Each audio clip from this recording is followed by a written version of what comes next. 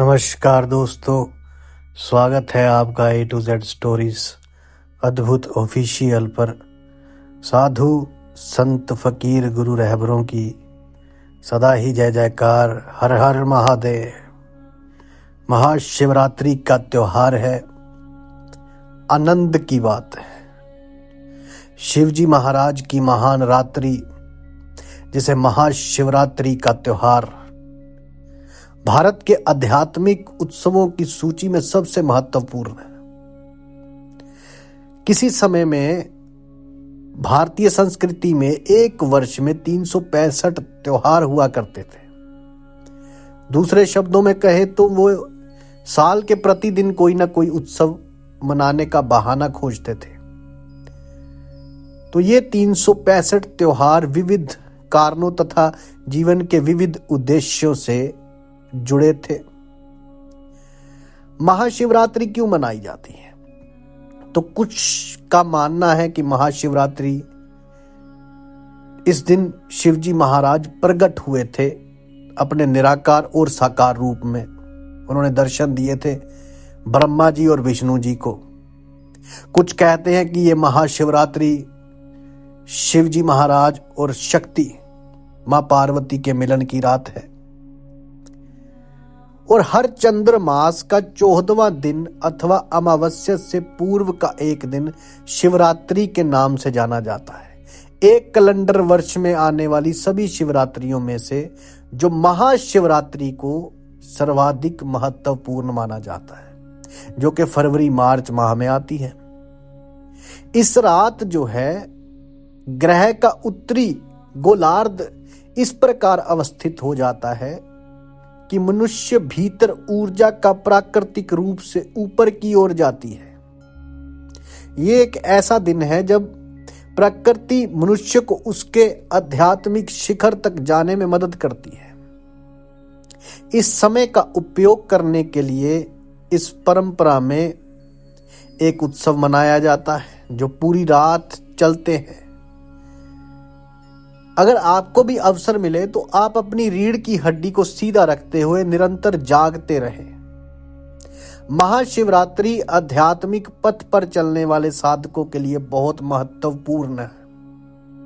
यह उनके लिए भी महत्वपूर्ण है जो पारिवारिक परिस्थितियों में हैं और संसार की महत्वाकांक्षाओं में मगन हैं। पारिवारिक परिस्थितियों में मगन लोग महाशिवरात्रि को शिवजी महाराज के विवाह के उत्सव की तरह मनाते हैं। सांसारिक महत्वाकांक्षाओं में मगन लोग महाशिवरात्रि को शिव के द्वारा अपने शत्रुओं पर विजय पाने के दिवस के रूप में मनाते हैं। परंतु जो साधक लोग हैं, जो सन्यासी संत लोग हैं, ये वे दिन है जिस दिन वे कैलाश पर्वत के साथ एकात्म हो गए थे। वे एक पर्वत की भांति स्थिर व निश्चल हो गए थे। योगिक परंपरा में शिवजी महाराज को किसी देवता की तरह नहीं पूजा जाता है। उन्हें आदि गुरु माना जाता है, पहले गुरु जिनसे ज्ञान उपजा। ध्यान ही उनके सहस्त्रवादियों के पश्चात एक दिन वे पूर्ण रूप में स्थिर हो गए। वही दिन महाशिवरात्रि का था। उनके भीतर की सारी गतिविधियां शांत हुई और वे पूरी तरह से स्थिर हुए।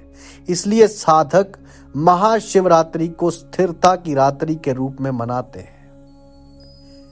इसके पीछे की कथाओं को छोड़ दें तो योगिक परंपराओं में इस दिन का विशेष महत्व इसलिए भी है क्योंकि इसमें आध्यात्मिक साधक के लिए बहुत सी संभावनाएं मौजूद होती हैं। आधुनिक विज्ञान अनेक चरणों से होते हैं। आज उस बिंदु पर आ गया जहां उन्होंने आपको प्रमाण दे दिया है कि आप जिसे भी जीवन के रूप में जानते हैं, पदार्थ और अस्तित्व के रूप में जानते हैं, जिसे आप ब्रह्मांड और तारामंडल के रूप में जानते हैं, वे सब केवल एक ऊर्जा है जो स्वयं को लाखों करोड़ों रूपों में प्रकट करती है। ये वैज्ञानिक तथ्य प्रत्येक योगी के लिए एक अनुभव से उपजा सत्य है। योगी शब्द से तात्पर्य उस व्यक्ति से है जिसने अस्तित्व की एकात्मकता को जान लिया है, जब मैं यहां कहता हूं योग, तो मैं किसी विशेष अभ्यास या तंत्र की बात नहीं कर रहा। इस असीम विस्तार को तथा अस्तित्व में एकात्म भाव को जानने की सारी चाह योग है। महाशिवरात्रि की रात व्यक्ति को इसी का अनुभव पाने का अवसर देते हैं। महाशिवरात्रि की रात ये अवसर होता है। शिवरात्रि माह का सबसे अंधकार पूर्ण दिवस होता है। प्रत्येक महाशिवरात्रि का उत्सव तथा महाशिवरात्रि का उत्सव मनाना ऐसा लगता है मानो हम अंधकार का उत्सव मना रहे हों। कोई तर्कशील मन अंधकार को नकारते हुए प्रकाश को सहज भाव से चुनना चाहेगा, परंतु शिव का शाब्दिक अर्थ ही यही है जो नहीं है। जो है वे अस्तित्व और सृजन है, जो नहीं है वही शिव है, और जो नहीं है उसका अर्थ है। अगर आप अपनी आंखें खोलकर आसपास देखें और आपके पास सूक्ष्म दृष्टि है तो आप बहुत सारी रचना देख सकेंगे। अगर आपकी दृष्टि केवल विशाल वस्तुओं पर जाती है तो आप देखेंगे कि विशालतम शून्य ही अस्तित्व की सबसे बड़ी उपस्थिति है। कुछ ऐसे बिंदु जिन्हें हम आकाश गंगा कहते हैं वे तो दिखाई देते हैं, परंतु उन्हें थामे रहने वाली विशाल शून्यता सभी लोगों को दिखाई नहीं देती। तो इस विस्तार, इस असीम रिक्तता को ही शिव कहा जाता है।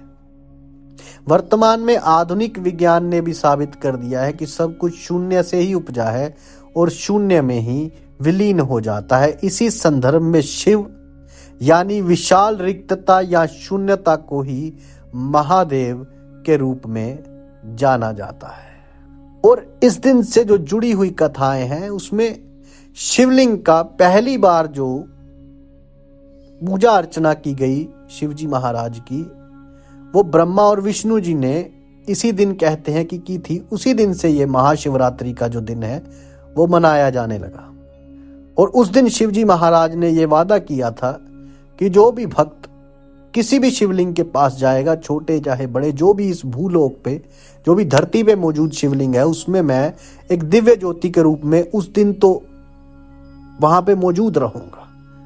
वैसे तो भगवान हर जगह मौजूद है, महादेव को इसीलिए हर हर महादेव कहा जाता है। हर हर में वो महादेव है, कण कण में है। किंतु उस दिन उन्होंने एक जैसे वादा किया होता है, प्रोमिस कर दिया होता है, वो किया था कि मैं वहां मौजूद रहूंगा और भक्तों की जो भी भक्त पूजा करेंगे मेरी, मैं उसे स्वीकार करके उनकी मनोकामनाएं पूर्ण करूंगा। भगवान शिव तो एक लोटा जल से ही मानने वाले शिव हैं।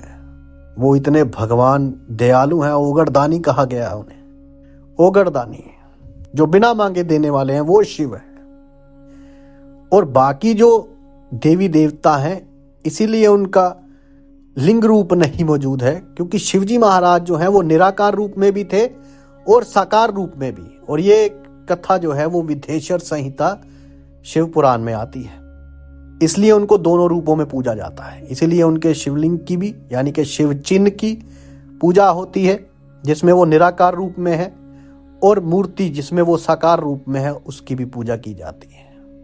तो ये महाशिवरात्रि का पर्व, ये दिन, ये त्योहार, ये महाशिवरात्रि की रात आप सबके लिए खुशियां लेकर आए और आप सबकी मनोकामनाएं पूर्ण हो। जय महाकाल, हर हर महादेव। साधु संत फकीर गुरु रहबरों की सदा ही जय जयकार।